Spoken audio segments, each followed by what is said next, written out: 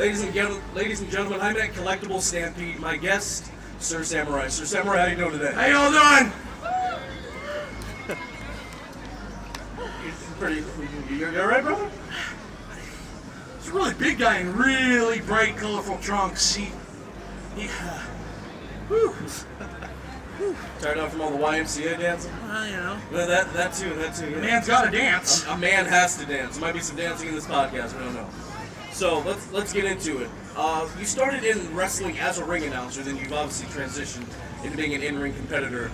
How did you first get into the business ring announcing? What was the? So I in the late '90s I had a website where I wrote about wrestling rumors and reviewed books and stuff. Okay. And a local indie promoter had a show coming up, and he hit me up. He was like, "Hey, do you have any ring announcing experience? My ring announcer canceled." And I followed the samurai way, and I lied and said, "Yeah, I've ring announced a bunch of times." So I ring announced for him, ring announced for a few different companies. But while I was ring announcing, I was going to SPW shows, paying my $15, and going, someday I want to be good enough to ring announce for SPW. That was my big dream. Okay. So then how did you transition into becoming an in-ring competitor? So I eventually got hired at SPW to be their backup ring announcer, but I was such a fan, they would train in 3 nights a week. I arranged my work schedule so I could go every night and watch them train. Okay. So I would set up the ring, sit and watch for 2 hours, tear down the ring, just because I loved wrestling so much, and eventually a guy named Sal Tomaselli said, you know, you could train with us. And I'll be honest, I thought at 29, I was too old. I thought that the wrestlers were all football stars and movie stars, even the people I was seeing at SPW, so it never occurred to me that I could actually train. And then when I started training, the goal was just one match. So I could say that I had wrestled a professional wrestling match. And then obviously you've had a lot more than just one. That beating that I just took from Frost was 1,226. Okay, there you go. Clap it up for that. That's amazing. So you're tearing down the ring. You're just going because you love the business so much. What was it like to train in NorCal at that time? What year was this? So it was 2002 when I started training. Okay, it's 20 years. Okay. And back then it was so territorial. If you trained at SPW, you weren't allowed to go to APW. Okay. If you went to APW, you couldn't go to this company. Now every show has people from almost every school coming to wrestle. Absolutely. Like, it's so much better. Yeah, there's still petty nonsense between a couple people, but like, our students don't get punished for being our students. If you're good, you get booked, and if you're bad, you don't. And that's so much healthier than it used to be when I started. Absolutely. I mean, you see people from West Coast Pro, SPW, all over the place. So, can you remember your first match? Did it go according to plan? I mean, obviously, like, it's your first time being out in front of a crowd, so you're nervous in that aspect. But yeah, how did that first match go? It was, I got my butt kicked, believe it or not. Okay. I sort of started a trend. It was me and the other ring announcer against our trainer, the Big Ugly, JD Bishop. Shout out, Big Ugly. 2 out of 3 falls. I tapped 2 straight falls. Okay. I got my butt kicked, and it was the greatest day of my life up until that point. Like, it was, seriously, I was black and blue, I was bloody, my left arm was longer than my right arm, and I knew I wanted to do that every night for the rest of my life. There you go, man, there you go. So you've been with SPW for 20 years. What kind of growth have you seen the company obtain in that amount of time? So SPW has always been a company that maybe the rest of NorCal doesn't talk about because we're off in Sacramento or Woodland. But every show you went to, like the banger matches, were Virgil Flynn. Yeah. They were Timothy Thatcher, they were Drake Frost.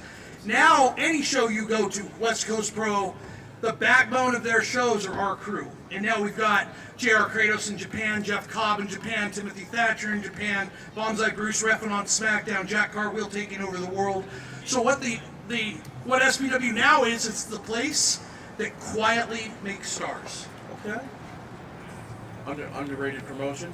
So, I mean, you've been, like we said, you've been with SPW for 20 years. You have more of an authoritative role backstage. How did that come to be? I started as the second ring announcer, and over time I just became Ugly's right-hand man. Okay. So he needed, hey, when's our next date? Who's booked for the next show? I was the nerd. Okay. I was the nerd in the locker room who watched every match, knew every champion in every company. I was the guy, if you had a question, hey, Samurai, who's running next Saturday? Okay. And 20 years later, I'm still that. I'm the guy, you know, like, Scoot does all the work. Scoot will tell you he does all the work. But I'm the guy who has to ask when the work needs to be done and who else is going to help him. They'll be like, when are we doing that? So it's always just a team effort amongst whoever the people are. Okay, that's what's up, man. That's what's up. You've accomplished a lot in SPW. You've held every championship the company has. What else do you want to accomplish within the company from either an in-ring standpoint or from a behind-the-scenes standpoint? So from an in-ring standpoint, I just want to keep wrestling as long as people are entertained by it. There's a group of students who haven't debuted yet, and I want to wrestle every single one of them. Eliza Hammer really wants to do a hardcore match with me, so that's written down. Okay. I want to do everything I haven't done. I'd like to be the champion again, but I've done that. I just want to keep opening the door for the next generation to realize how fun wrestling can be and how awesome it is if you just buckle down and focus on it and dedicate yourself. Absolutely, man. Absolutely. You love to hear it. So, do you have any other goals to accomplish inside wrestling outside of SPW? So I've wrestled in 35 states. Okay. Or no, I've wrestled in 15 states. I want to get the other 35. I've wrestled in 2 countries, so I want to get the other 148 or however many countries there are this week. I want to wrestle everyone who's ever wrestled. I want to win every belt that's ever been held. I want to wrestle on the moon. I want to wrestle on Mars.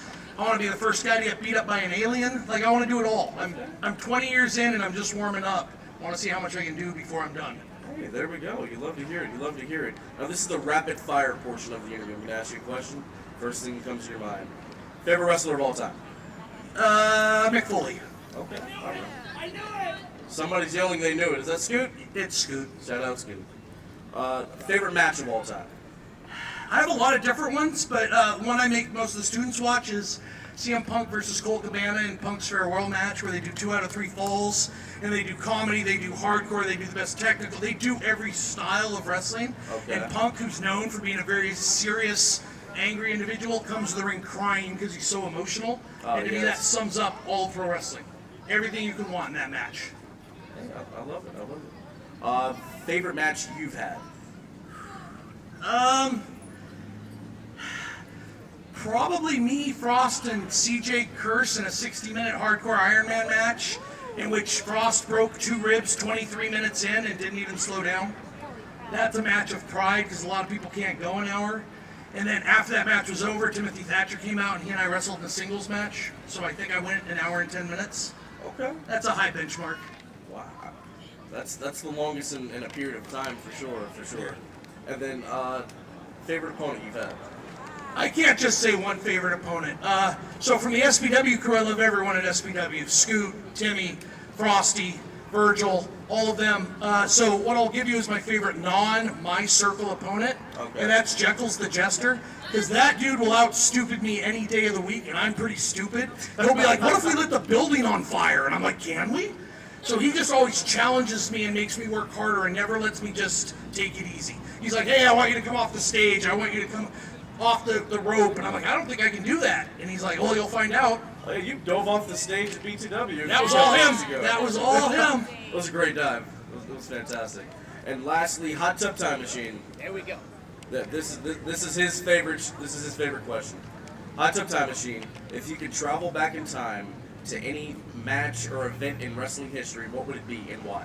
Okay, so it's the first one is Foley winning the title from The Rock on the tape draw, you know, and nobody thought he would do it, and that one can bring tears to my eyes. But my big regret in life is when No Way Out was in San Francisco and it was Eddie versus Brock, and I didn't go because I didn't see a world in which Eddie could beat Brock Lesnar.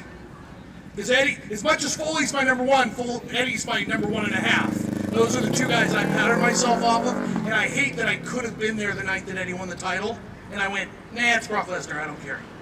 I hate that, haunted by that. Wow. It's Eddie's birthday today. Oh, today. And it's Eddie's birthday today, so that's lovely kismet right there. It's poetry in motion. Sir Samurai, I want to thank you so much for doing this. Let the people know where they can find you. Let them know where they can find SPW and all the events you guys have coming up. So I'm on social media everywhere as Sir Samurai. I've got at least 12 followers on Instagram and Facebook and Twitter, and I'm sure they've invented more, but I haven't discovered those yet. SPW next Friday is in Auburn. SPW next Sunday is doing our Halloween show in Elk Grove for the 3rd Sunday of every month in Elk Grove. And the reality is you can find me every single weekend somewhere in a ring doing what I love. All right. Thank you. Sir Samurai, everybody.